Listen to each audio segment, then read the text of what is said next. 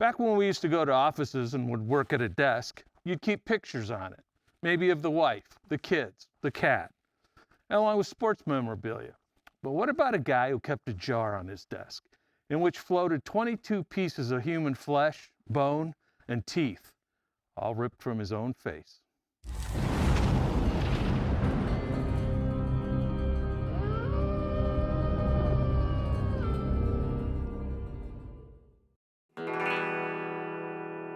If you've ever seen the state flag of California, you've seen it has a large animal on it, a grizzly bear. Except there are no grizzly bears in California that we know of. But 100 years ago or more, you would have seen them all over, some even out in the Mojave, and a few were truly monstrous.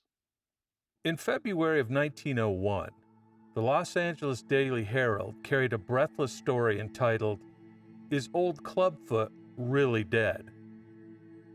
The subject of the bloody story was not a human, but a monster grizzly bear that had been terrorizing parts of the Mojave and surrounding mountains for almost 50 years.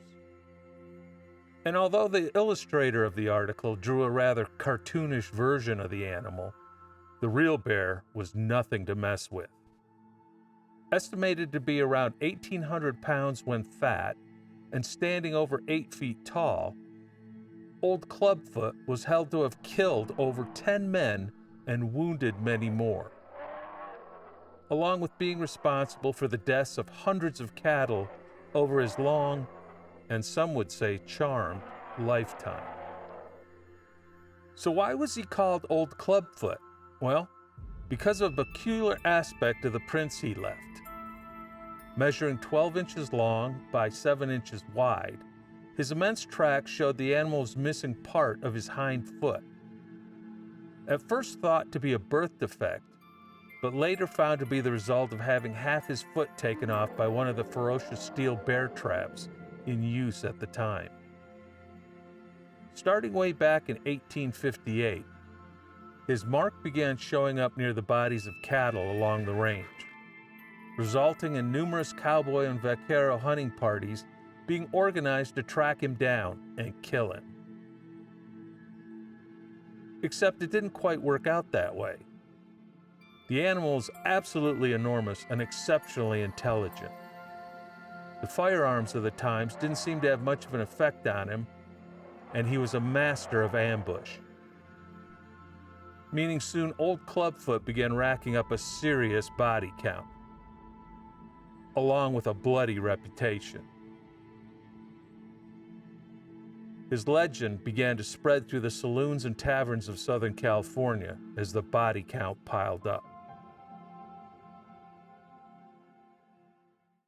As you can well imagine, if you were to tangle with an animal like this, it could get pretty messy.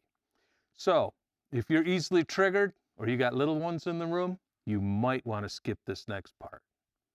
One man who tangled with the monster bear and lived to tell about it was J.W. Searles, whom you might know as the namesake of Searles Valley in California and famous as one of the era's borax kings. Borax being a mineral used in laundry detergent known for being shipped out of the desert in 20 and 40 mule team wagon trains. But all that came later. In 1870, a young Searles fancied himself a big game hunter and was keen on killing grizzly bear. Until the day he tried going up against Old Clubfoot. To make a long story short, his gun misfired, and the giant bear proceeded to rip the man to pieces, tearing his face and lower jaw apart, his throat open, and crippling an arm. But by playing dead, Searles was able to escape even though his companions were sure he was a dead man. And against all odds and despite the crude medical care of the day, he lived. But from then on, as a reminder of his encounter with Old Clubfoot, he kept a jar on his desk, a jar in which floated 22 pieces of flesh and jawbone, along with several teeth, all taken from his own face and salvaged by the doctor who saved his life. All this served to add to the legend of Old Clubfoot. And over the next 30 years, the huge bear managed to stay alive and leave a trail of dead cattle, Hunters and cowboys all over Ventura, Los Angeles, and San Bernardino counties in Southern California. Rewards were offered, and many times he was held to have been killed, but the body was never as big as the old bear or showed the crippled foot that gave him his name. Numerous barroom heroes claimed to have fought him, and some even gave long, fabulous stories to the papers of the times. But somehow, he always got away. But all things must come to an end, and so it was with old Clubfoot. The monster bear of the Mojave's time eventually ran out in 1901, when he was finally killed in the mountains of the Sespe Wilderness. And how did they get him? Poison. Knowing he was in the area, they poisoned chunks of meat and left them out for the big bear to find. And after eating his fill, the old Bruin succumbed to the deadly mixture of strychnine and cyanide. Not very sportsmanlike, but effective. And after a, quote, reign of terror of almost 50 years, the giant monster bear of the Mojave's luck ran out. So, to answer the original article's question, well, yes, this time old Clubfoot was really dead.